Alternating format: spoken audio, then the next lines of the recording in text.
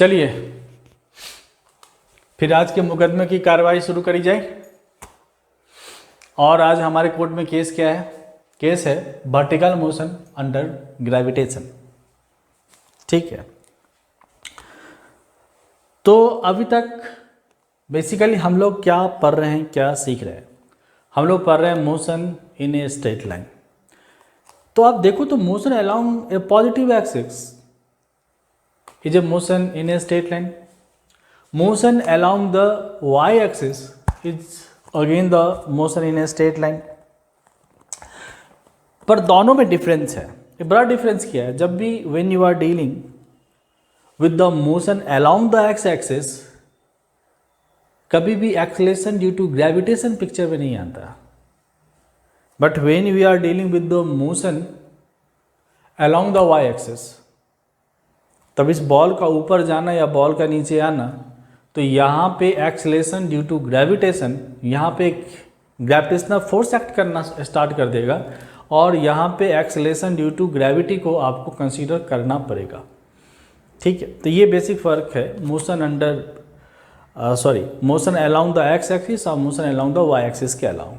ठीक है, लेकिन ये वर्टिकल मोशन अंडर ग्रेविटेशन से पहले अपने को समझना होगा फ्री फॉल मोशन, यानी कि बॉल का इस तरीके से फेंकना, बॉल को थ्रो करना या फिर फुटबॉल को किक करना। तो ये सारे मोशंस जो आप खेल खेल में खेलते रहे इन मोशन के साथ, तो उन मोशन के बारे में समझना। तो सबसे पहला जो कॉन्सेप्ट है वो है फ्री फॉल मोशन। तो यहाँ पे मैंने आपको 3 मोशन दिखाया है, the first, second and third. पहले वाले मोशन में आपको क्या दिखाया? पहले वाले मोशन में जस्ट एक बॉल को सर्टेन हाइट से ड्रॉप करा जाता है। ठीक है, जस्ट ड्रॉपिंग का मतलब क्या? इनिशियल वेलोसिटी 0, इसको मैंने इनिशियल स्टेट का। फाइनली बॉल क्या होगा? अर्थ को, ये मैंने ग्राउंड लिया है, ग्राउंड को हिट करेगा और इसकी अगेन वेलोसिटी 0 हो जाएगी और this is the final state ball का। इस वाले में क्या हुआ है? इस वाले में तो मैंने जस्ट ड्रॉप करा, लेकिन इस बार में मैं इसको अपवर्ड थ्रो कर रहा हूँ, वर्टिकली अपवर्ड थ्रो कर रहा हूँ लाइक दिस। तो पहले बॉल क्या हुआ? बॉल पहले ऊपर गया, डिपेंडिंग अपॉन कि आपने कितना इनिशियल वेलोसिटी दिया है इसको, वो उतना ऊपर उतने हाइट पे जाएगा। आपने ज़्यादा वेलोसिटी दिया तो ज़्यादा हाइट पे जाएगा, कम वेलोसिटी दिया तो कम हाइट पे जाएगा। लेकिन कोई एक पॉइंट ऐसा होगा जहाँ इसकी वेलोसिटी क्या हो जाएगी? 0 हो जाएगी एंड बॉल उसके बाद वापस से रिटर्न बैक करना शुरू हो जाएगा। और जो इसका लाइन ऑफ मोशन है, जिस लाइन ऑफ मोशन पे ये ऊपर जा रहा है, उसी लाइन ऑफ मोशन पे ये वापस लौट आएगा। तो ये आपको दिखाने के लिहाज से अलग अलग लाइन लिया गया है, लेकिन ये एक ही लाइन पे होता हुआ मोशन है। दूसरे वाले में क्या है? दूसरे वाले में एज्यूम करोगे कि फुटबॉल है, आपने फुटबॉल को इस तरीके से किक मारा, तो ये इनिशियल स्टेट में था, सर्टेन किसी वेलोसिटी v के साथ आपने किक मारा, ये वापस v वेलोसिटी के साथ ग्राउंड को यहाँ पे हिट मार देगा and this is the final state. और आपकी फुटबॉल यहाँ से यहाँ हवाई यहाँ तक पहुँच गई। तो अभी आपको ये बताना है कि इसमें फ्री फॉल मोशन कौन सा है, फर्स्ट है, सेकेंड है या फिर थर्ड है, इसे फ्री फॉल मोशन कौन सा है? तो इन जनरली लोग कहते हैं कि जब आपने बॉल को ड्रॉप करा, dropping of a ball is a free fall motion. ये फ्री फॉल मोशन नहीं है, ये फ्री फॉल मोशन नहीं है, ये एक रॉन्ग कंसेप्शन है, दिस इज द मिसकंसेप्शन। ये भी एक फ्री फॉल मोशन है, ये भी एक फ्री फॉल मोशन है और ये भी एक फ्री फॉल मोशन है। ठीक है, ये तीनों का तीनों ही फ्री फॉल मोशन है। फ्री फॉल मोशन तो पहले समझना होगी एग्जैक्टली फ्री फॉल मोशन होता क्या है। फ्री फॉल मोशन का मतलब होता है a motion in which only gravitational force is acting is called free fall motion. एक ऐसा मोशन जिसमें सिर्फ और सिर्फ ग्रेविटेशनल फोर्स ही लग रहा हो, ग्रेविटेशनल फोर्स को छोड़ के दूसरा कोई भी फोर्स नहीं लग रहा हो, तो ऐसे मोशन को हम फ्री फॉल मोशन कहते हैं। अब देख लीजिए, अब इस बॉल को यहाँ से ड्रॉप करना सिर्फ और सिर्फ ग्रेविटेशनल फोर्स के कारण ही ये ऊपर से नीचे आया है, और कोई फोर्स ही एक्ट कर रहा है नहीं। आपके हैंड से इस बॉल का छोड़ना, जैसे ही आपने इस हैंड को बॉल से, जैसे ही ये बॉल आपके हैंड से छूटा, ये फ्री फॉल मोशन में गया, और जब तक ये आपके हाथ में आएगा तो just because hitting of your hand तक वो फ्री फॉल मोशन में था। मतलब बॉल का आपके हैंड से निकलना, बॉल का आपके हैंड से निकलने के बाद और वापस बॉल को आपके हैंड को हिट करने से पहले जितने देर तक ये मोशन कर रहा है वो फ्री फॉल मोशन है। यहाँ पे आपने सपोज फुटबॉल को आपने किक मारा, जैसे ही आपने उसको किक मारा, ठीक है, जैसे ही ये आपके लेग से बाहर निकला, वापस ग्राउंड को टकराने से पहले तक ये फ्री फॉल मोशन में है, क्योंकि during this motion only gravitational force is acting. ठीक है, अब रियल फ्री फोर्स यदि देखो कि इस तरीके से आप ग्राउंड में जाकर फुटबॉल को किक मार दो, मैंने इस तरीके से बॉल को ड्रॉप कर दिया, मैंने इस तरह का बॉल को उछाल दिया, ट्रू मीनिंग में एक भी फ्री फॉल मोशन नहीं है।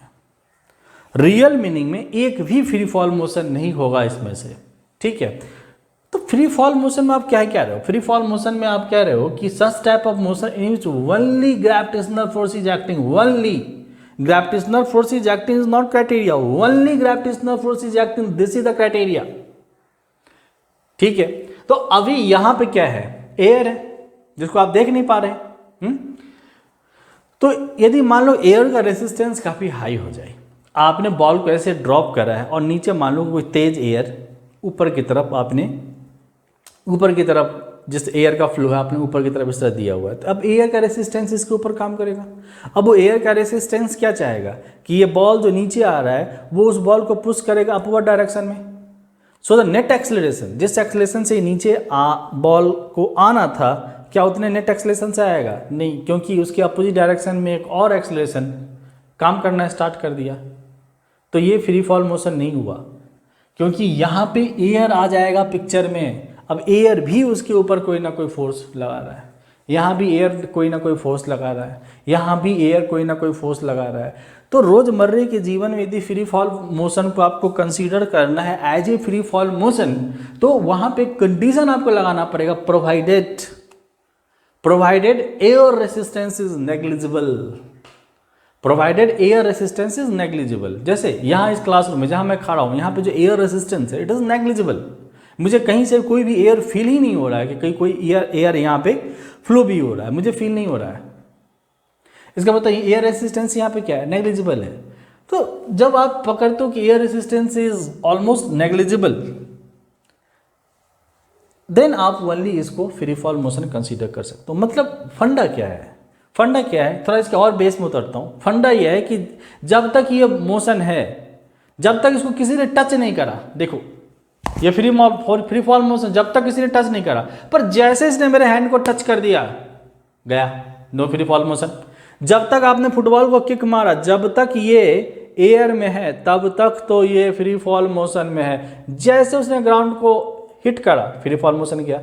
यानी during the free fall motion know anything should touch this ball, कोई भी चीज इस बॉल को टच नहीं करना चाहिए, इवन नॉट एयर, एयर तक इसको टच नहीं करना चाहिए, तभी वो फ्री फॉल मोशन होगा।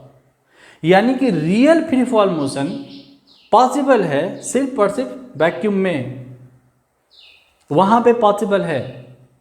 ठीक है, तो वो अपना गैलीलियो का एक्सपेरिमेंट जहां उसने स्टोन को और फीदर को एक साथ गिराया था, उस एक्सपेरिमेंट को जब भी करा जाता है तो एक ऐसे रूम में जहां पे बिल्कुल एयर प्रेशर को जीरो करके उसको वैक्यूम बना दिया जाता है।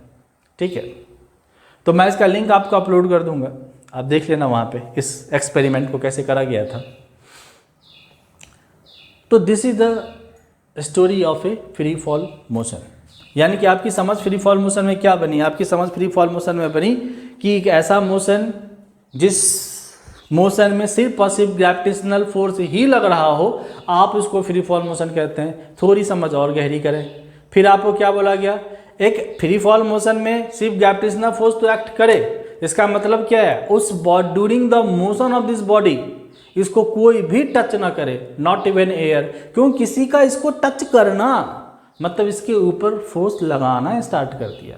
अब सिर्फ ग्रेविटेशनल फोर्स की कहानी नहीं बची है और ये फ्री फॉल मोशन नहीं रहा।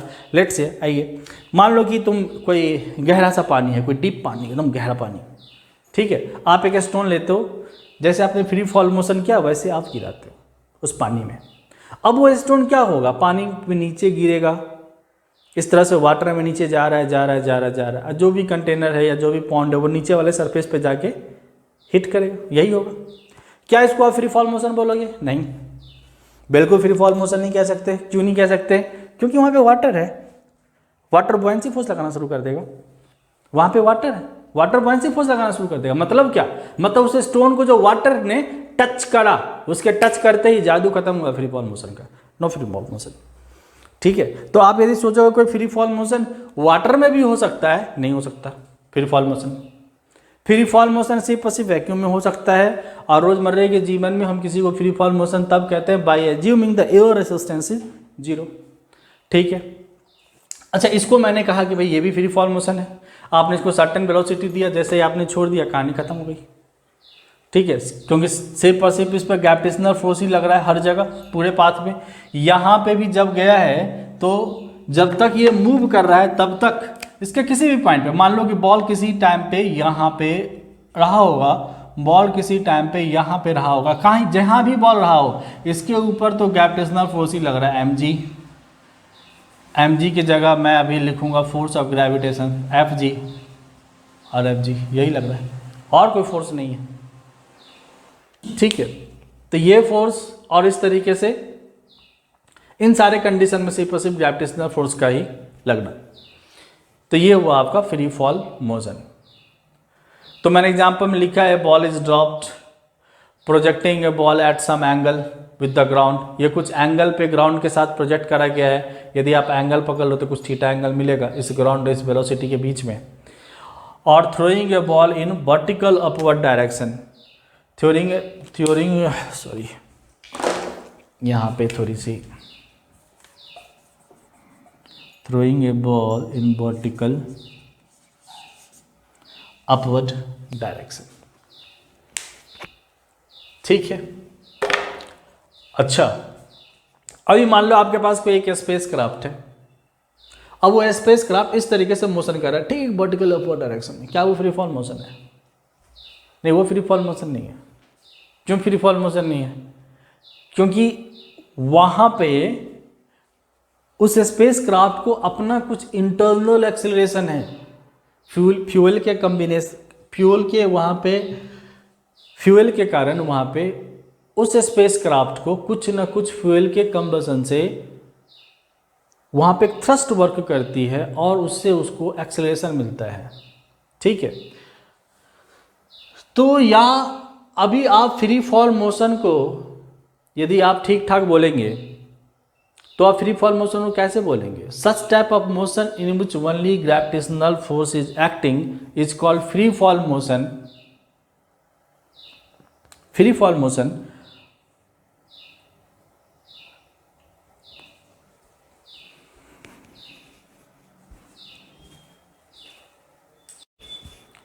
ओके, तो अब फ्री फॉल मोशन समझने के बाद इतनी बात समझ में आए कि फ्री फॉल मोशन में बॉडी के ऊपर ग्रेविटेशनल फोर्स लग रहा है।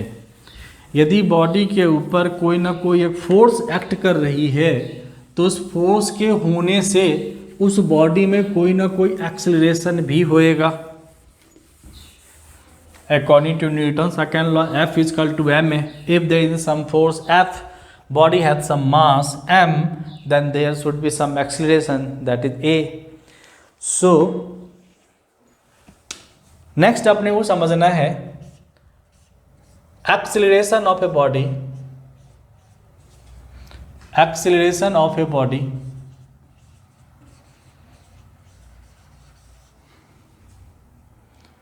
during free fall motion,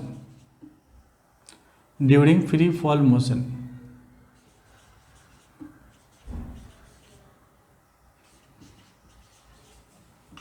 free fall motion,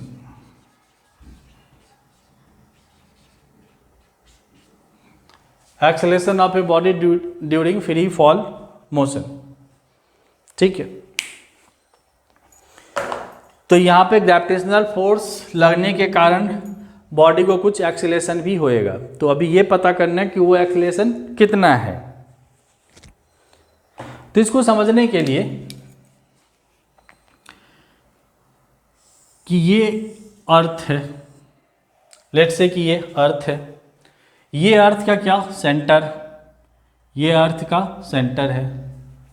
object जो बॉल आप फॉल कर रहे थे, तो ये जो आउटर सरफेस देख रहे हो यही क्या है आपका अर्थ का सरफेस है। अब कोई बॉल अर्थ के सरफेस से,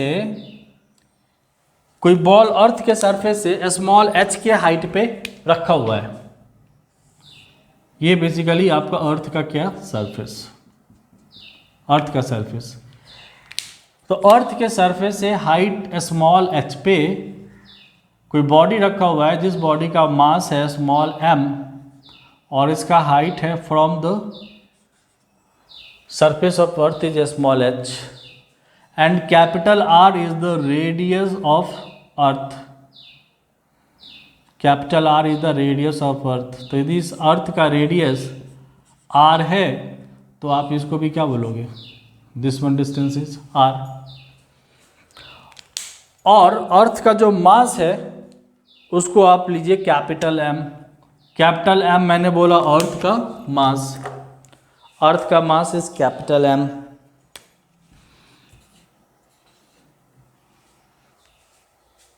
इन दोनों के बीच में ग्रेविटेशनल फोर्स कितना लग रहा है from the Newton's law of gravitation, gravitational force between the body of mass small m and the earth of mass capital M, क्या लिखोगे?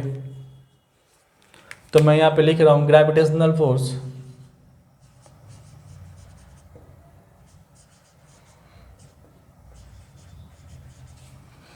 Gravitational force between body and earth, between body and earth. Gravitational force को मैं दिखा रहा हूँ Fg से, F for force, G for gravitation. कितना होगा भाई? G m1 m2 by R square, दो मास जो सेपरेटेड हो by a distance small r, one mass is m1 second is m2, तो न्यूटन्स लॉ ऑफ ग्रेविटेशन क्या कहता है, लगने वाला ग्रेविटेशनल फोर्स क्या होगा, G into m1 m2 by R square. तो यहाँ पे मैं क्या लिखूँगा, तो ये भी तो सिंपल वैसा ही कुछ केस है। यदि इस केस को आप कुछ ऐसे समझे कि यहाँ पे कोई मास रखा हुआ है m और इन दोनों के बीच में डिस्टेंस कितना है r प्लस h, इन दोनों के बीच में जो डिस्टेंस है वो है r प्लस h और यहाँ पे दूसरा मास रखा हुआ है m। तो इस सिचुएशंस को देख के यही जो सिचुएशन है ये कुछ ऐसा ही सिचुएशंस है। आप यहाँ लिखेंगे G m1 m2 is capital M by r plus h का स्क्वायर। ठीक है, यहाँ पे हमेशा ग्रेविटेशनल फोर्स अर्थ के सेंटर की तरफ लगता है, always towards the centre of अर्थ। ठीक है, और मुझे यहाँ पे मैंने माना कि यहाँ पे बॉडी रखा हुआ जिसका मास m है और इस सेंटर पे पूरे अर्थ के मास को जूम करा गया है, दैट इज कैपिटल M। और इसको आप बाद में हम पढ़ेंगे, इसको हम सेंटर ऑफ मास कहते हैं। ठीक है, जहाँ पे पूरे बॉडी के मास को एज्यूम करा जा सके किसी एक पॉइंट पे, उस पॉइंट को कहते हैं सेंटर ऑफ मास। मतलब सेंटर ऑफ मास एक ऐसा पॉइंट है कि तुम एज्यूम कर लो कि पूरे बॉडी का मास को यहाँ पे लाके कंसंट्रेट कर दिया गया है। ठीक है, और फोर्स लगता है always towards the centre, so this centre this body G mm by r plus h का होल स्क्वायर। तो ये तो इतना फोर्स लग रहा है, ये इतना फोर्स ये बॉडी अर्थ पे लगा रही है और अर्थ बॉडी पे लगा रही है। और ग्रेविटेशनल फोर्स क्या होता है, ऑलवेज अट्रैक्टिव फोर्स। मतलब बॉडी इतने फोर्स से अर्थ को अपनी तरफ खींच रही है और अर्थ इतने ही फोर्स के साथ बॉडी को अपनी तरफ खींच रही है। लेकिन अब कौन मूव करेगा, अर्थ मूव कर जाए बॉडी के तरफ या बॉडी मूव कर जाए अर्थ के तरफ, ये तो डिपेंड करता है कि भाई इस फोर्स के कारण किसको एक्सेलरेशन कितना मिला है, एक्सेलरेशन कितना मिला है।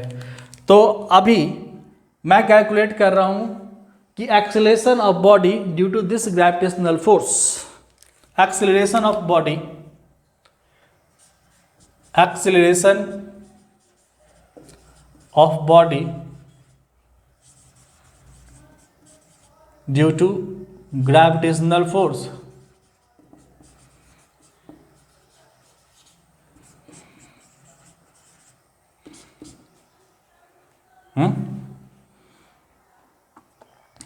तो इसको कितना मिला एक्सेलरेशन, इसको मैं कहता हूं, चलो ए कहता हूं, F is equal to M A से लिखता हूं, तो मैं क्या लिखूंगा, F G by mass body का, दैट इज एम, यही लिखूंगा, F is equal to M A, यानी कि फोर्स ऑफ ग्रेविटी कितना, G M M by R plus H का स्क्वायर, और इसमें आप डिवाइड कर रहे हो स्मॉल एम से, इसमें आप डिवाइड कर रहे हो स्मॉल एम से, तो ये क्या होगा, इस एम से ये एम कैंसल्ड आउट हो जाएगा और आपको मिलेगा G M by R plus H का square. And since this acceleration is due to gravitational force, इसलिए इस एक्सेलरेशन को हम कहते हैं एक्सेलरेशन ड्यू टू ग्रेविटी। ये जो आपने एक्सेलरेशन लिखा है ए, इसी एक्सेलरेशन को आप कहते हैं acceleration due to gravity, since this is due to gravitational force, तो आप इसको कहते हैं एक्सेलरेशन ड्यू टू ग्रेविटी, और इसका सिंबल है स्मॉल जी। दैट इम्प्लाइज आपको यहां से मिलता है जी इजकल टू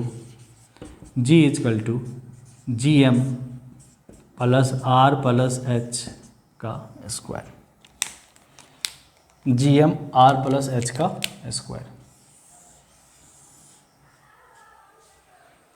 ठीक है, तो बॉडी को जो एक्सेलरेशन है ड्यू टू ग्रेविटेशनल फोर्स, उसको हम कहते हैं एक्सेलरेशन ड्यू टू ग्रेविटी, जिसका सिंबल है स्मॉल जी, और उसका वैल्यू आपको निकल के आया G M by R plus H का होल स्क्वायर। अब इसमें एक स्पेशल केस कंसीडर करते हैं, इसको थोड़ा स्पेशलाइज्ड करते हैं, ये हटा रहा हूं ऊपर से।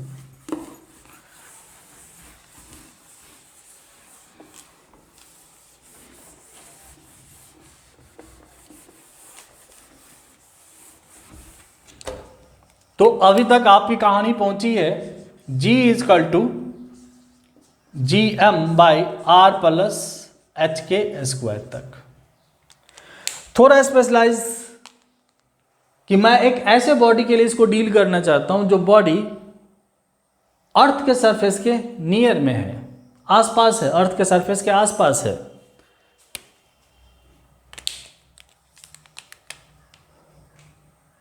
at near the earth surface, at near the earth surface, ठीक है। नियर द अर्थ सरफेस में h क्या हो जाएगा, r के रिस्पेक्ट में काफी कम हो जाएगा, क्योंकि r कितना है, r अर्थ के लिए कितना है 6400 किलोमीटर, 6400 किलोमीटर। और नियर द अर्थ सरफेस में यदि आप बहुत ज़्यादा बात कर लो तो कितना बात करोगे, 10 किलोमीटर, 10 किलोमीटर, 20 किलोमीटर, तो ये 10 किलोमीटर, 20 किलोमीटर क्या है 6400 किलोमीटर के रिस्पेक्ट में काफ़ी स्मॉल है। तो यदि if h is very small in compared to radius of earth, then h can be neglected। तो at near the earth surface का मतलब क्या है, at near the earth surface का मतलब है मीन्स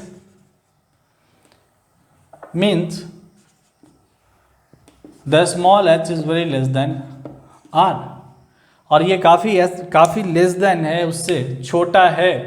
तो आर प्लस एच के होल स्क्वायर को आप क्या लिख सकते हो, ऑलमोस्ट आप एच को यहाँ से नेगलेक्ट कर सकते हो आर के रिस्पेक्ट में, और ये बन जाता है आर स्क्वायर। दैट इज, तो जी क्या मिल गया आपको, जी यहाँ से मिल गया G M by R square, G M by R square. अब वैल्यू जी का डाल दो, अर्थ के मास का वैल्यू डाल दो, अर्थ के रेडियस का वैल्यू डाल दो। जब आप सारा वैल्यू पुट कर देंगे तब आपको यहाँ से जी आएगा, इस कैलकुलेशन से बेस्ड करके जी आपको मिलेगा 9.8 मीटर पर सेकेंड स्क्वायर। और फिट के टर्म में 32 फिट पर सेकेंड स्क्वायर। आपको दोनों ही वैल्यू दिमाग में रखने होंगे, 9.8 मीटर पर सेकेंड स्क्वायर भी दिमाग में रखने होंगे, और बहुत बार सवाल आपको फिट में मिलेगा, ठीक है, जहाँ फुट पर डिस्टेंस सब कुछ दिया होगा, तब जी का वैल्यू आपको 32 फीट पर सेकंड स्क्वायर लेना होएगा। स्पेशली जब आप रेशनिंग हॉलीडे का प्रॉब्लम बनाओगे तो रेशनिंग हॉलीडे का प्रॉब्लम में मैक्सिमम टाइम आपको इसका ही इस्तेमाल करना होएगा, 32 फीट पर सेकंड स्क्वायर। और वर्मा सर के बुक में भी इस पर आपको सवाल मिल जाएगा, ठीक है। तो इस तरीके से आपने कैलकुलेट कर लिया जी का वैल्यू। आगे बढ़ें।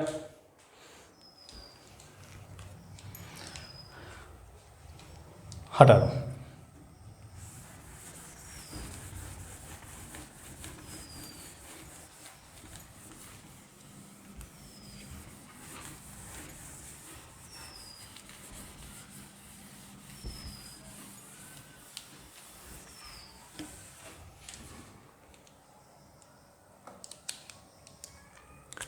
अब मजे की बात क्या है, मजे की बात है यहाँ पे कि जो आपने अभी जी निकाला था, जी कितना आया था, G M by R square. Near the earth surface का बात कर लेता हूँ, G M by R square, क्योंकि हाइट के यदि एच आर के कंपेयर में नेग्लिजिबल नहीं है और एच आपका पिक्चर में आता है, तो फिर जी हर एक जगह पे सेम वैल्यू नहीं आएगा जी का। जी डिपेंड करता है लैटीट्यूड पे, एल्टीट्यूड पे, कि कहाँ पे बॉडी रखा गया है। ये स्पेशल केस तब लिया गया है when body is near the earth surface. यदि बॉडी अर्थ सरफेस के नियर आउट नहीं है, उससे बहुत दूर है, देन आप कांस्टेंट वैल्यू जी का नहीं ले सकते, तब वो एच के वैल्यू पर डिपेंड करेगा। जैसे जैसे एच का वैल्यू बढ़ता जाएगा जी का वैल्यू वैसे वैसे घटता चला जाएगा। तो फिलहाल तो हम कंसंट्रेट है bodies which is near at the earth surface. तो हम ऐसे केसेस के लिए यहाँ पे बात कर रहे हैं। तो ऐसे केसेस में एक्सेलरेशन ड्यू टू ग्रेविटी कितना आया, G M by R square. इसका मतलब क्या है, इसका मतलब है कि ये जो बॉडी मूव कर रही है टुवर्ड्स द अर्थ, उसका acceleration G M by R square acceleration के साथ ये मूव करेगी towards the centre of earth. But इसमें क्या इस बॉडी का कोई मास दिख रहा है? नहीं। तो acceleration due to gravity is independent of the mass of body. यदि यहाँ पे आप कोई दूसरा मास ले लिए होते, लेट से कि आपने इसका दूसरे वाले का मास आपने इसका 1000 टाइम ले लिया या 100 टाइम ले लिया, क्या फर्क पड़ता है? ये भी तो इतना से ही मूव कर रहा होगा। इस बॉडी को जितना एक्सेलरेशन है, इस बॉडी को भी उतना ही एक्सेलरेशन आएगा, क्योंकि मास तो पिक्चर में आता ही नहीं, कैंसल्ड आउट हो जाता है ऊपर नीचे, ये भी कैंसल्ड आउट हो जाएगा। तो सेम एक्सेलरेशन से दोनों ही मूव करेंगे, ठीक है। तो आप यहां पे क्या कह सकते हो, all bodies near the earth surface, all bodies, सारे बॉडीज, ऑल बॉडीज मूव। पर ये मैं बात तब कह रहा हूं, कंडीशंस है यहां पे, at near to earth surface. तो all bodies move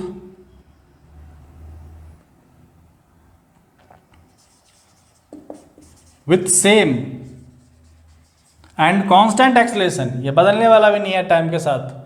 all bodies move with same and constant acceleration constant acceleration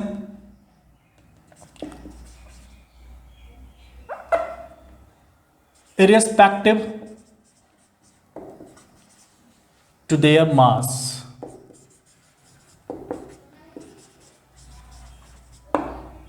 irrespective to their mass, mass पे डिपेंड ये नहीं करता।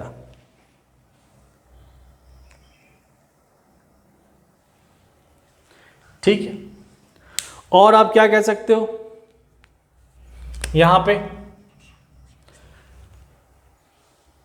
और ये जो एक्सेलरेशन है, this constant acceleration is called acceleration due to gravity, acceleration due to gravity. तो अगली चीज जो मुझे यहां पे लिखना चाहिए आपके लिए,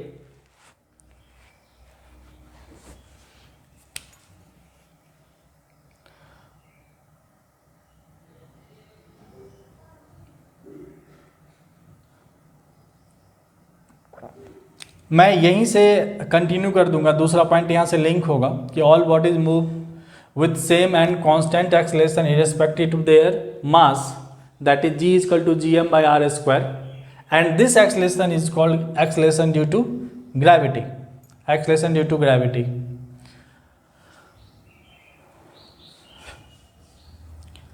तो दूसरा पॉइंट क्यों बनाऊँ, इसी में मैं इसको कंटिन्यू ना करूँ। And this acceleration is called, and this acceleration is called acceleration due to gravity, acceleration due to gravity।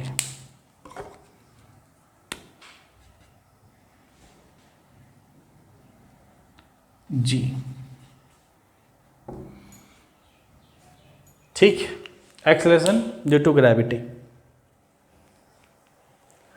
अब थोड़ा डायरेक्शन की बात कर ले। यहाँ पे हम एक्सेलरेशन ड्यू टू ग्रेविटी मतलब स्मॉल जी का हमने मैग्नीट्यूड भी निकाल लिया है, 9.8 मीटर पर सेकंड और 32 फीट पर सेकंड स्क्वायर। आप चाहो तो यहाँ पे कंटिन्यू भी कर सकते हो, where G is this and that. लेकिन अभी बात करना है कि ये एक्सेलरेशन ही है, एक तो वेक्टर क्वांटिटी, इसकी डायरेक्शन किधर होएगी, इसकी डायरेक्शन किधर होएगी। तो अभी मैं बात करने वाला हूं direction of G, direction of G. Direction of G लिखने से आप समझ जाएंगे मैं एक्सेलरेशन ड्यू टू ग्रेविटी का बात कर रहा हूं, यानी अभी मैं बात कर रहा हूं direction of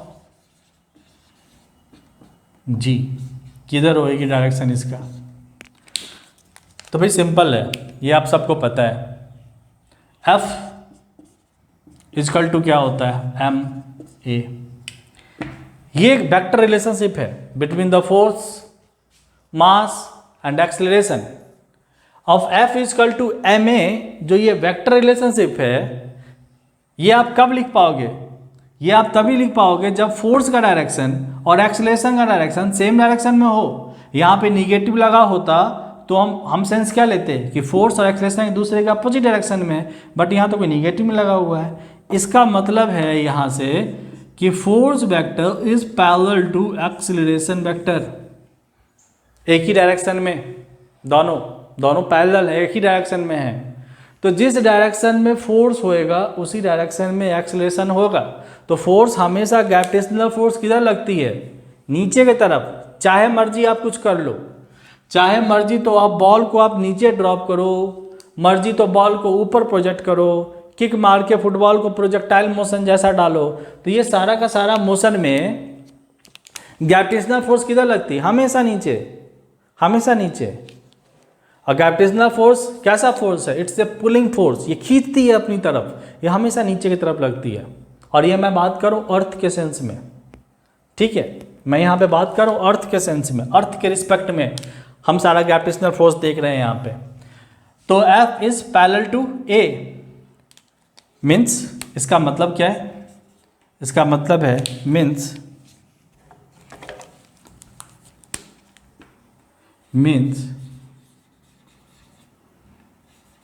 G will have direction,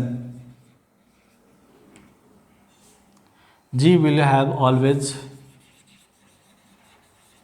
downward direction, ये हमेशा ग्रेविटेशनल फोर्स के डायरेक्शन में लगेगी, दैट इज डाउनवर्ड, नीचे की तरफ लगेगी।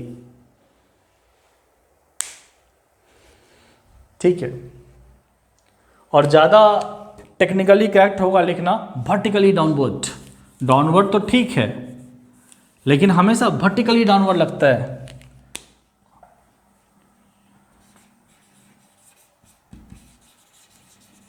वर्टिकली डाउनवर्ड, ये लिखना ज़्यादा टेक्निकल करेक्ट होगा। ठीक है, तो आपने direction of G find out कर लिया। सबसे पहले हमने एक्सेलरेशन ड्यू टू ग्रेविटी समझ लिया। एक्सेलरेशन ड्यू टू ग्रेविटी को समझने के बाद हमने उसका वैल्यू भी निकाल लिया और हमने उसका डायरेक्शन भी देख लिया है। चलिए अब आगे बढ़े। अब देखिए यहां आपने क्या कहा है कि जितना भी बॉडी है, all bodies move with the same and constant acceleration irrespective to their mass and this acceleration is called acceleration due to gravity. अब ऐसा कोई मोशन, अब जो motion under the acceleration of gravity हो, इसको ही आप कहते हो vertical motion due to gravity या वर्टिकल मोशन अंडर ग्रेविटी। ऐसे ये कैसा मोशन, अभी बेसिकली मैं किस मोशन को कंसीडर कर रहा हूँ, ये जो फुटबॉल को आपने किक मारा था वो भी फ्री फॉल मोशन है, लेकिन आप उसको वर्टिकल मोशन नहीं कह सकते, वो एक अलग टाइप का मोशन है, वो हम आगे पढ़ेंगे। वो एक प्रोजेक्टाइल मोशन है। प्रोजेक्टाइल मोशन भी फ्री फॉल मोशन होता है, लेकिन फिलहाल हम लिमिटेड हैं। हम अभी कहाँ तक पढ़ने वाले हैं, हम ऐसे मोशंस के बारे में पढ़ने वाले हैं, या तो बॉल को ऐसे ड्रॉप करा या बॉल को हमने वर्टिकली अपवर्ड में ऐसे ड्रॉप करा। तो ये जो बॉल को अभी कैसा मोशन है, ये तो बॉल को वर्टिकल मोशन है, या फिर बॉल को अभी भी वर्टिकल मोशन है, ये ऊपर गया तब भी वर्टिकल मोशन है, ये वर्टिकली पहले अप था अब ये वर्टिकली डाउन हो गया। तो motion of a ball under this acceleration due to gravity is called vertical motion under gravitation. ठीक है, तो हम अपने मुद्दे पे धीरे धीरे आ रहे हैं, वर्टिकल मोशन पे।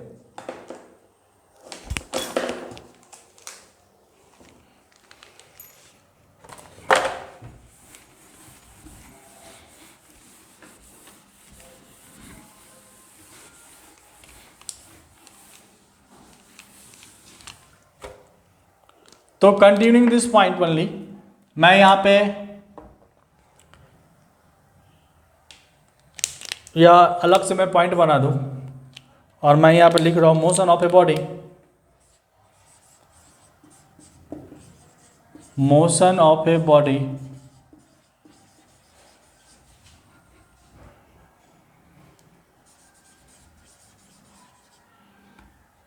Under acceleration due to gravity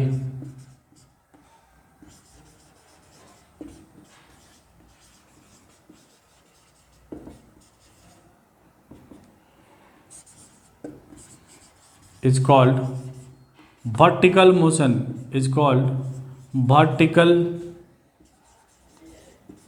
motion under gravity।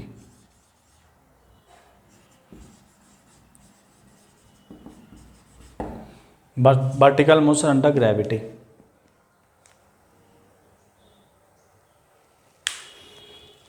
ठीक है, क्योंकि यहाँ पे ना मैंने आपको प्रोजेक्टाइल मोशन के बारे में बताया हुआ फ्री फॉल मोशन है, लेकिन यहाँ तक जब तक आप मोशन इन स्ट्रेट लाइन पढ़ते हो तब तक प्रोजेक्टाइल मोशन पिक्चर में होता ही नहीं, आपको पता ही नहीं, मुझे भी पता ही नहीं। तो अभी मुझे कैसा मोशन पता है, या तो बॉल का नीचे गिरना या बॉल का ऊपर जाना फिर बॉल का नीचे आना। और ये सारे मोशंस कैसे हो रहे हैं, एक जगह जब बॉल नीचे गिर रहा है तो वर्टिकली डाउनवर्ड डायरेक्शन में है, जब आपने बॉल को ऐसे उछाला तो पहले बॉल वर्टिकली अपवर्ड डायरेक्शन में गया देन डाउनवर्ड डायरेक्शन में गया। माने हर जगह ये मोशन कैसा हो रहा है, वर्टिकल मोशन हो रहा है। और हर जगह सिंस यहाँ पे ग्रेविटेशनल फोर्स एक्ट कर रहा है तो नीचे गिराओ तो नीचे, ऊपर भी जाओ तो फाइनली बॉल नीचे आएगा। तो this is the motion under the acceleration due to gravity, और इसको हमने कहा वर्टिकल मोशन अंडर ग्रेविटी। ठीक है, चलिए आगे बढ़े। अब हम वापस लौटेंगे कोऑर्डिनेट फार्मूला पे। आपको जो कोऑर्डिनेट फार्मूला बताया गया था, कोऑर्डिनेट फार्मूला कौन, जो v equal to U plus A T V square is equal to U square plus 2as और s is equal to U T plus half A T square का जो बड़ा भाई है वो कोऑर्डिनेट फार्मूला। तो कोऑर्डिनेट फार्मूला तो अभी बेसिकली हमको क्या पढ़ना है, sign convention in coordinate formula. इसको थोड़ा आपको समझना पड़ेगा, साइन कन्वेंशन, क्योंकि उसको अप्लाई करने के लिए अपने को साइन कन्वेंशन का नॉलेज होना चाहिए। तो साइन कन्वेंशन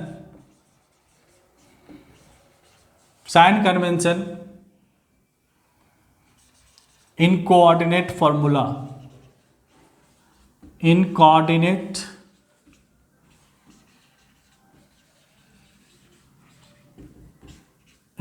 फार्मूला। तो अब ये कोऑर्डिनेट फार्मूला जिस तरीके से आपने लिखा था अलोंग द एक्स एक्सिस, अब अपने को वर्टिकल मोशन अंडर ग्रेविटी पता है, अब उसी कोऑर्डिनेट फार्मूला को हम लिखेंगे along the Y axis also. लेकिन पहले साइन कन्वेंशन सीखना है। तो आपको क्या बताया गया था, आपको बताया गया था कि let's say this is x X और ये ओरिजिन किसी टाइम t इजकल टू 0 पे, किसी टाइम t इजकल टू 0 पे बॉडी यहाँ पे है और किसी time t is equal to t पे बॉडी यहाँ पे है। बॉडी को जो इनिशियल पोजीशन है that is x naught, body को जो इनिशियल वेलोसिटी है that is v x naught after time t, और एट टाइम t बॉडी का जो पोजीशन है वो x है, बॉडी को जो वेलोसिटी और px है, and body is moving with a constant acceleration ax, body is moving with a constant acceleration ax। ठीक है, तो यहाँ पे आपने इसके आधार पे कोऑर्डिनेट फार्मूला लिखा था, हमने डिराइव करके लाया था इसको। वो कोऑर्डिनेट फार्मूला क्या क्या है आपका, bx naught ax plus ax into T. तो यहाँ पर क्या हो गया, v is equal to U plus A T. दूसरा क्या था आपका, bx square, bx naught square 2ax into x minus x naught. एक और क्या था आपका, x is equal to x naught plus V X naught T plus half A X T square, और इसको आपने कहा था तीसरा इक्वेशन। अब ये तो जनरल फार्मूला है, जब आपके पास डेटा होगा आप डेटा इसमें पुट करेंगे कि भी एक्स नॉट का वैल्यू क्या लिया जाए, ए एक्स का वैल्यू क्या लिया जाए, मतलब विद देयर साइन। तो ऐसे केसेस में आप कैसे डिसाइड करेंगे, आपको सबका साइन डिसाइड करना है कि आप कब वी एक्स को पॉजिटिव लेंगे, कब वी एक्स नॉट को पॉजिटिव या निगेटिव लेंगे, एक्सेलरेशन कब पॉजिटिव और निगेटिव होएगा, जो पोजीशन है एक्स और एक्स नॉट इसको आप कब पॉजिटिव और निगेटिव लेंगे। ठीक है, तो ये सारा कंडीशंस इसको समझना है। तो देखो ये सारा साइन कन्वेंशन का खेल है, आपने क्या माना है, आपने क्या रेफरेंस डायरेक्शन लिया है। तो मानो कि मैंने यदि कुछ ऐसा लिया है कि हमने मान लिया है कि मैं इस तरफ जितना भी मोशन होगा इसको मैं कहता हूँ पॉजिटिव एक्स एक्सिस के अलाउंग, मतलब इस डायरेक्शन में जितना कुछ भी मोशन होएगा या जो कुछ भी पैरामीटर है उसको मैं क्या लूँगा, पॉजिटिव लूँगा। तो देखो body initial velocity V X naught के साथ मूव करिए किस डायरेक्शन में, इस पॉजिटिव एक्स एक्सिस के डायरेक्शन में, तो मैं इसको लूँगा पॉजिटिव। एक्सेलरेशन को क्या लूँ, पॉजिटिव या निगेटिव। एक्सेलरेशन को मैं यदि हमने माना है किस तरफ मैं पॉजिटिव लूँगा तो इसके आधार पर मैं इसको क्या पकड़ूंगा, पॉजिटिव पकड़ूंगा। ठीक है, अब जरा मेजर करो, एक्स नॉट का मतलब क्या होता है, इनिशियल पोजीशन ऑफ पार्टिकल। कहाँ से मेजर करोगे, ओरिजिन से, जो आपने यहाँ पकड़ा हुआ है ओरिजिन से मेजर करोगे। ओरिजिन से मेजर करोगे तो किस तरफ जा रहे हो, पॉजिटिव एक्स एक्सिस की तरफ जा रहे हो, तो इसको क्या लेंगे हम, पॉजिटिव लेंगे। यदि आपने ऐसा मान लिया होता कुछ ऐसा मान लिया होता कि मैं इस तरफ जो कुछ होगा उसको मानूंगा पॉजिटिव। मान लो यदि आपने ऐसा मान लिया होता, बिल्कुल माना जा सकता है, मानने पे है, आप क्या मानेंगे मैं क्या मानूंगा, बिल्कुल मानने पे है। तो यदि मैं ऐसा मान लेता हूँ कि इस तरफ की जो भी घटनाएं होंगी उसको मैं पॉजिटिव मानूंगा, तो ऑटोमेटिक बात है कि इस तरफ वाली घटनाएं क्या हो जाएंगी, नेगेटिव हो जाएंगी। तो इस कंडीशंस में जितना भी पैरामीटर है सब के सब क्या हो जाएंगे, नेगेटिव हो जाएंगे। और कोई फर्क नहीं पड़ता कि तुम क्या मानो मैं क्या मानूं, कोई तीसरा क्या माने, आंसर्स बिल्कुल सेम आएंगे। क्योंकि आप एक प्रॉब्लम के लिए कोई एक मेथड आप अपनाओगे, मैंने कोई एक तरीका आप अपनाओगे और उस तरीके पूरा प्रॉब्लम बनेगा। ऐसा नहीं कि आधे प्रॉब्लम में ये और आधे प्रॉब्लम में ये, नहीं, ये गलत तरीका हो जाएगा। कोई एक प्रॉब्लम बना रहे हो तो कोई एक ही तरीके से आप उसको सॉल्व करोगे, ठीक है।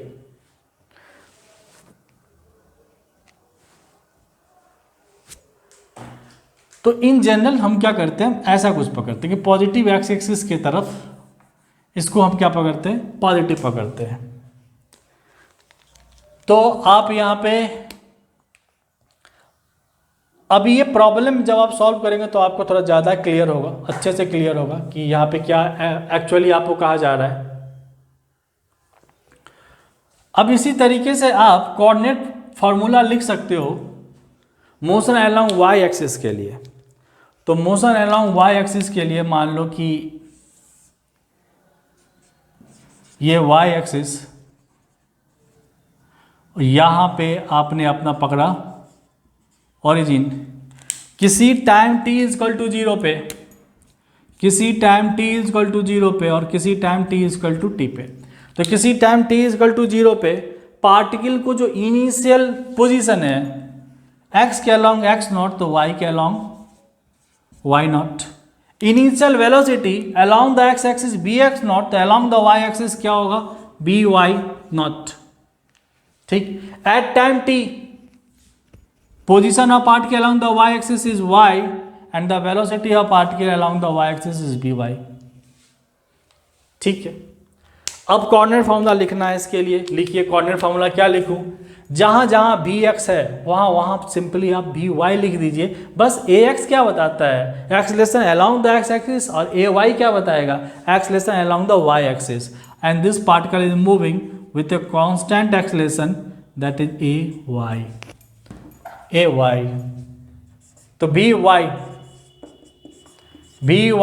नॉट प्लस ay t, दूसरा by naught square is equal to by naught square plus 2ay, this is y minus y not.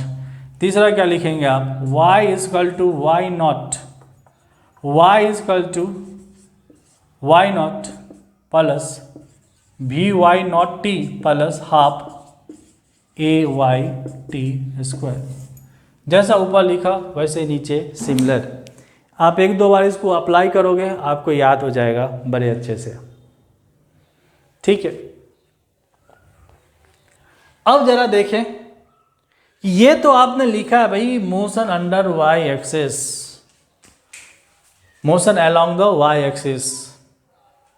Motion along Y axis का स्पेशल फॉर्म है वर्टिकल मोशन अंडर ग्रेविटी। जरूरी नहीं है, जरूरी है ये भी तो हो सकता था कि यहाँ पे मोशन में एक स्पेस क्राफ्ट का लेता जिसको अपना भी कोई एक्सेलरेशन है, ठीक है, और फाइनली उसका खुद का एक्सेलरेशन और ड्यू टू ग्रेविटी से बहुत हाई होगा, तो वो अप तरफ इस तरीके से वो मूव करेगा, तो वो उसको तो आप वर्टिकल मोशन अंडर ग्रेविटी नहीं कह सकते ना, क्योंकि उसको खुद का एक इंटरनल एक्सेलरेशन है, ठीक है।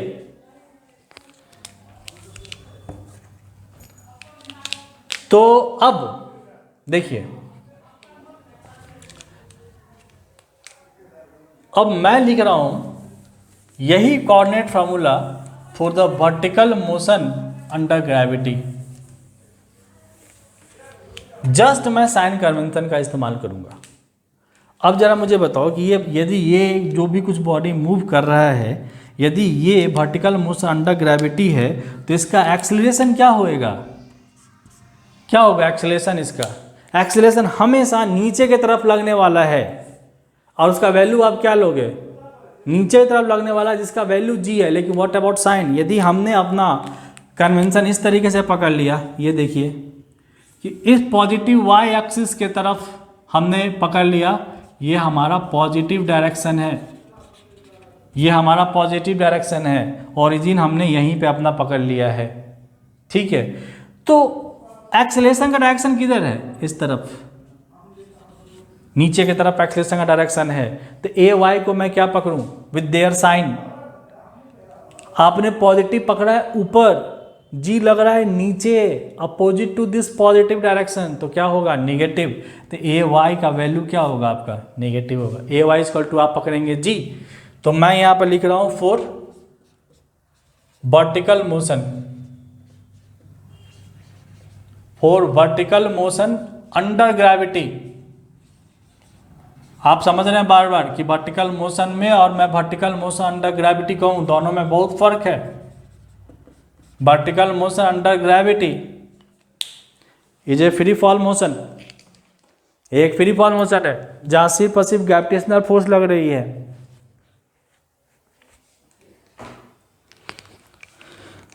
तो क्या क्या लिखूं भाई?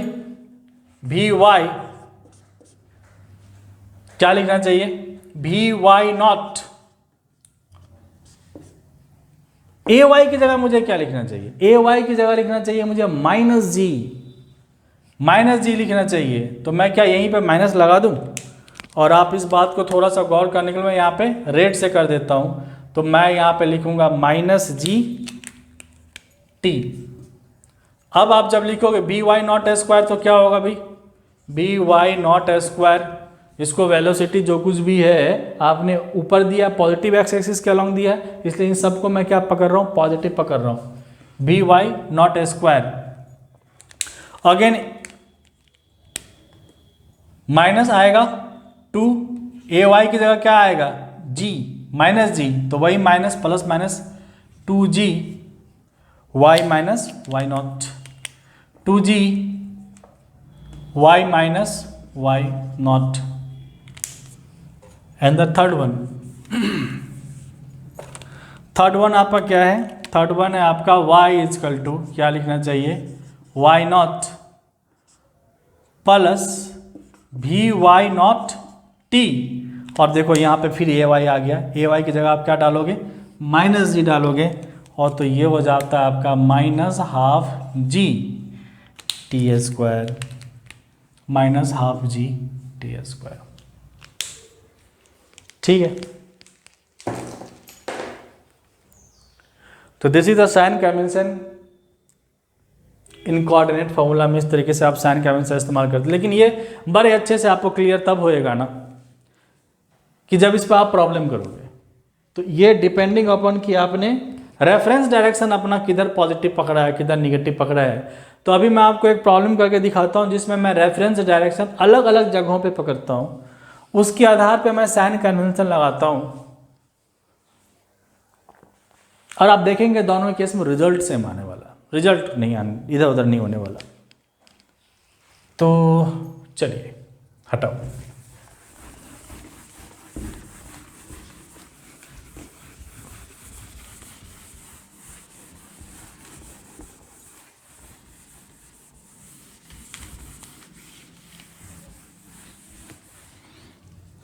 ये एक प्रॉब्लम कर लिया जाए।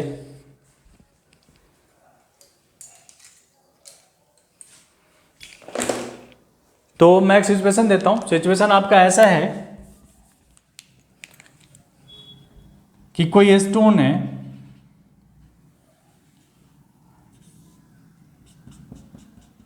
जो 80 मीटर के हाइट पे, 80 मीटर के हाइट पे रखा हुआ है, ठीक है। या फिर 80 मीटर के हाइट से इसको क्या किया जाता है? ड्रॉप किया जाता है। ड्रॉप करने का मतलब क्या होता है? Initial velocity 0। तो इसकी जो इनिशियल वेलोसिटी है वो है 0। तो आपको बताना है time after which this ball reaches to ground. तो आपको बताना है, इस सिचुएशन में आपको बताना है टाइम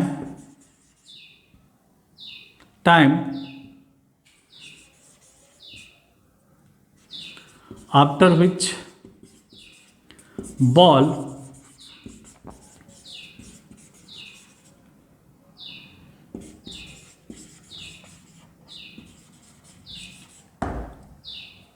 reaches to ground।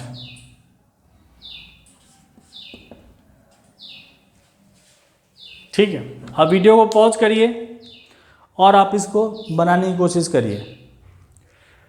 अब देखो आपके पास ना पहले से एक फार्मूला मौजूद है जिस पर आपको अच्छी आदत है, जिस पर आपने हमेशा उसका इस्तेमाल करा है। तो मैं सबसे पहले तो आपके लिए पहले वो पहला मेथड लगा देता हूँ जो आपको हमेशा इजी लगता है, मेथड 1। क्या अप्लाई करना चाहोगे भाई टाइम निकालने के लिए? हाइट यहाँ पे इन्वॉल्व है, यानी कि यहाँ पे डिस्टेंस इन्वॉल्व है। तो क्या मैं ऐसा कुछ लगा दूँ h is equal to u t plus half g t square. देखिए इनिशियल वेलोसिटी u क्या है, यहाँ पे 0 है और हाइट कितना है, यहाँ पे 80 मीटर है। तो यहाँ पे हाइट कितना है, यहाँ पे हाइट है आपका 80 मीटर। इनिशियल वेलोसिटी क्या है 0। g का वैल्यू आप पकड़ लो 10 मीटर पर सेकंड स्क्वायर। आपको निकालना है टाइम, तो सब कुछ डाल दो। h की जगह डाल दूँ मैं, h की जगह डाल दूँ मैं 80। Initial velocity is 0, so this term is 0 and half g की जगह क्या डाल दूँ, 10 डाल दो 10t स्क्वायर। सॉल्व करिए तो 100, तो आप t स्क्वायर इसको सॉल्व करिएगा तो कितना आएगा 16 आएगा।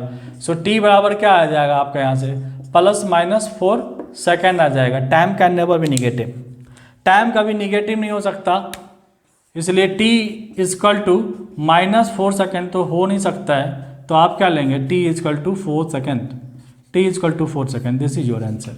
यानी कि जो आपका बॉल है, जो ये बॉल है जिसको आप 80 मीटर ऊपर से ड्रॉप कर रहे हो, वो 4 सेकंड के बाद इस अर्थ को हिट कर देगा या इस अर्थ पे पहुंच जाएगी। उसको अर्थ पे पहुंचने में लग जाता है या ग्राउंड पे पहुंचने में लग जाएगा 4 सेकंड। तो ये तो जनरल फार्मूला है जो आप पढ़ते आए, आपने उसका इस्तेमाल करा। लेकिन अपने को सीखना है कोऑर्डिनेट फार्मूला का एप्लीकेशन, कोऑर्डिनेट फार्मूला का एप्लीकेशन। चलिए कोऑर्डिनेट फार्मूला का एप्लीकेशन करता हूँ, हटाओ इसको।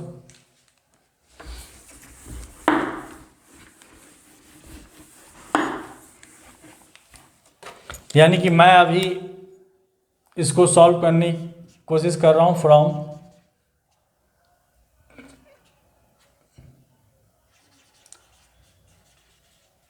मेथड ऑफ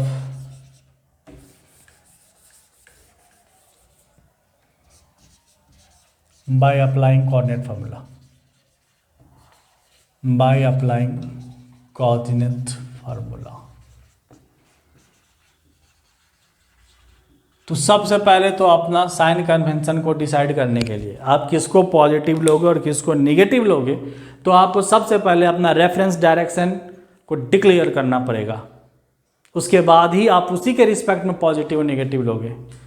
तो मान लो कि आपने रेफरेंस डायरेक्शन कुछ ऐसा लिया है, ऐसा लिया है, और इस तरफ के डायरेक्शन को आप कहते हो ये भाई पॉजिटिव है, और यहाँ इसी को आपने कहा अपना ओरिजिन, इसको आपने कहा ओरिजिन।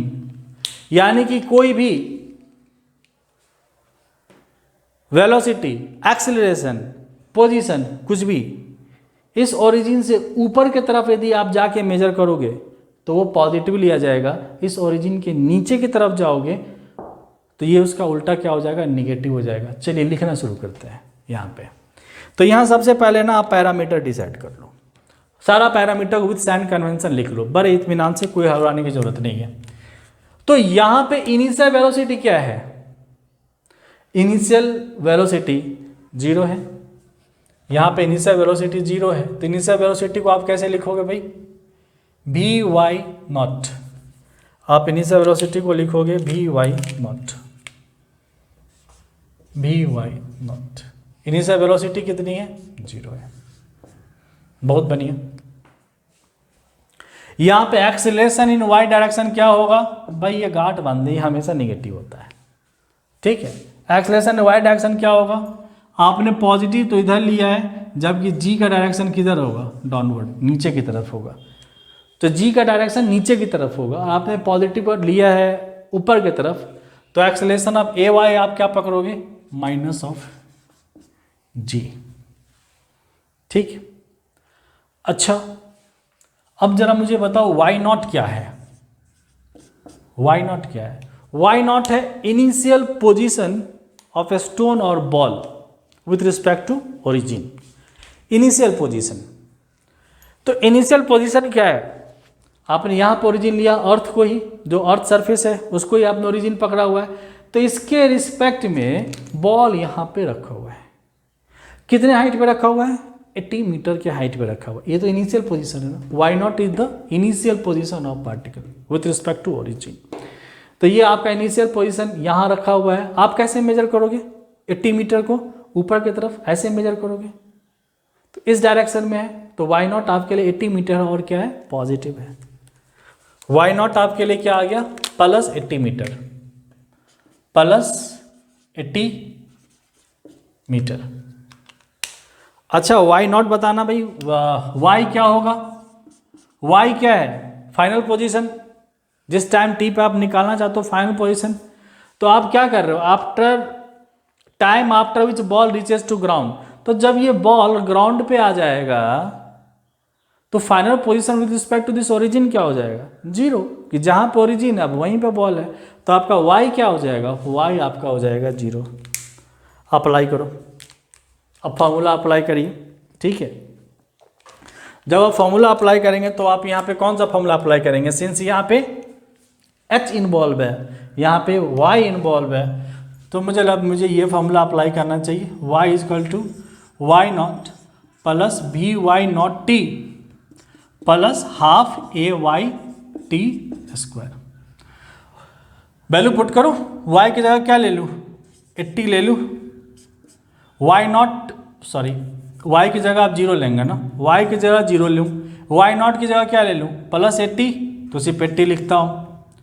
अच्छा वी वाई नॉट तो जीरो है, तो ये तो पूरा टर्म ही जीरो चला जाएगा आपका, ये तो पूरा टर्म ही आपका जीरो चला जाएगा, क्योंकि वी वाई नॉट ही जीरो हो गया, तो 80 लिखूँ, लिखा मैंने। अब हाफ ए वाई क्या होगा, माइनस जी, तो minus half g t square. देखिए होगा क्या, बिल्कुल होगा। तो जीरो इजकल टू क्या होगा, 80 माइनस हाफ, जी का वैल्यू क्या पकड़ना है, 10 पकड़ना है, 10 टी स्क्वायर। यानी कि इसको सॉल्व करेंगे तो क्या आएगा, इधर तो जीरो है और ये आपका बच गया 80 माइनस 5 टी स्क्वायर, और सॉल्व करिए, और 5 t square is equal to 80 and t square is equal to 16, that is -4 छोड़ रहा हूँ, पॉजिटिव पकड़ रहा हूँ, 4 second is your answer. -4 second को नेगलेक्ट करा, टी इजकल टू 4 सेकेंड को लिया गया।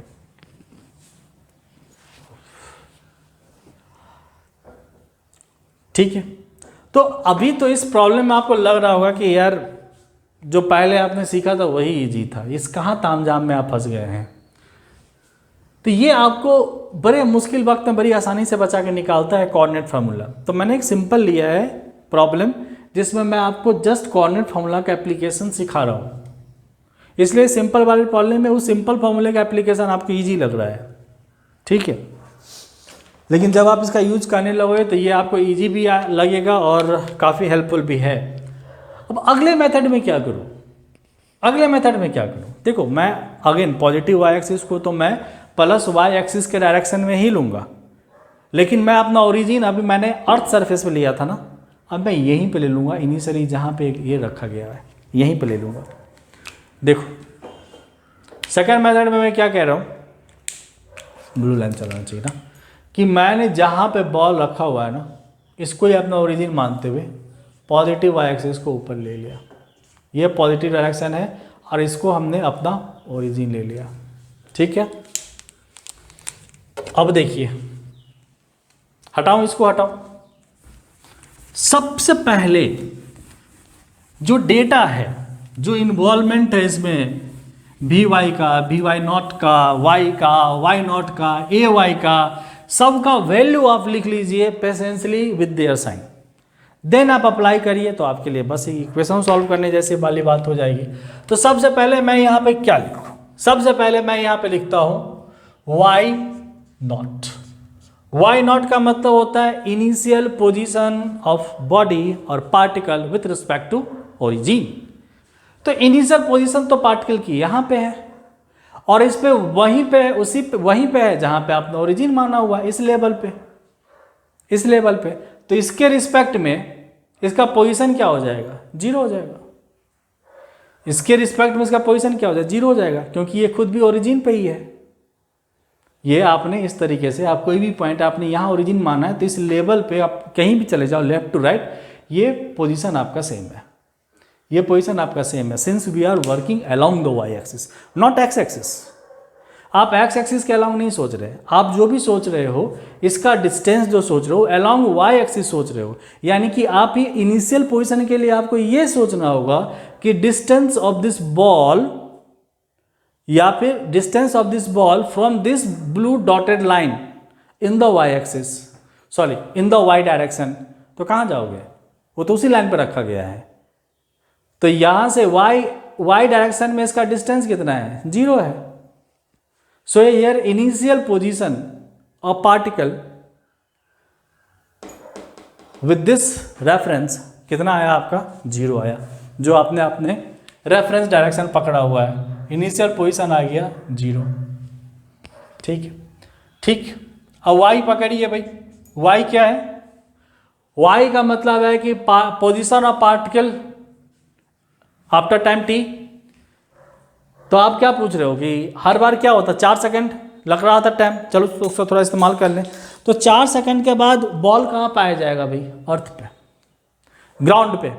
तो 4 सेकंड के बाद जब बॉल यहाँ पे आएगा तो final position of ball with respect to this reference line कितना आएगा।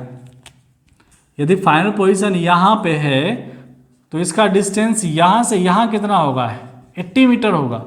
लेकिन आप कैसे मापेंगे, ऊपर से नीचे की तरफ, ऊपर से नीचे की तरफ। आपने अपना पॉजिटिव एक्सिस किधर पकड़ा है, ऊपर, और आप मेजर किधर कर रहे हो, ये जो रेफरेंस लाइन है उसके नीचे। सो ये 80 मीटर जो डिस्टेंस है वो क्या हो जाएगा आपका, नेगेटिव हो जाएगा, नेगेटिव हो जाएगा। यदि आप कुछ हाइट ऊपर की तरफ माप रहे होते इन पॉजिटिव वाई एक्सिस तो आप उसको लेते पॉजिटिव, लेकिन अभी आप अपने मेजर कर रहे हो डिस्टेंस इस रेफरेंस एक्सिस के नीचे की तरफ, means along the minus y axis.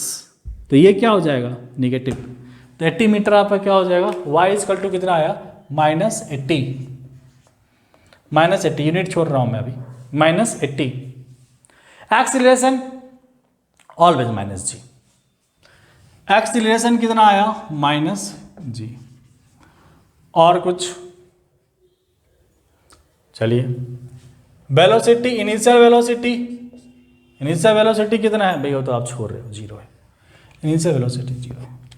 Apply करिए, अप्लाई करेंगे तो आप क्या लिखेंगे, y is equal to y not plus b why not T plus half a y t square.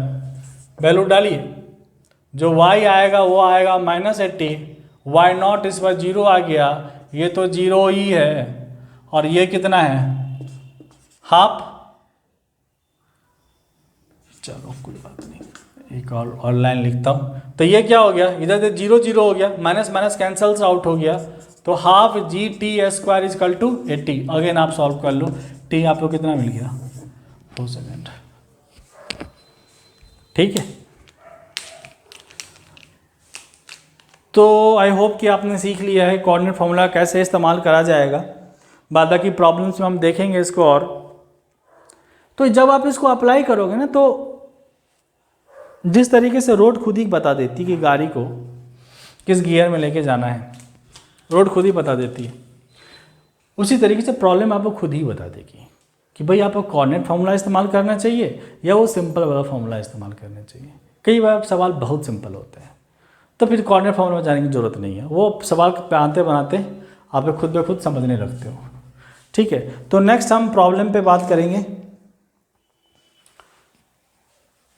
ठीक है, आज के क्लास में इतना ही।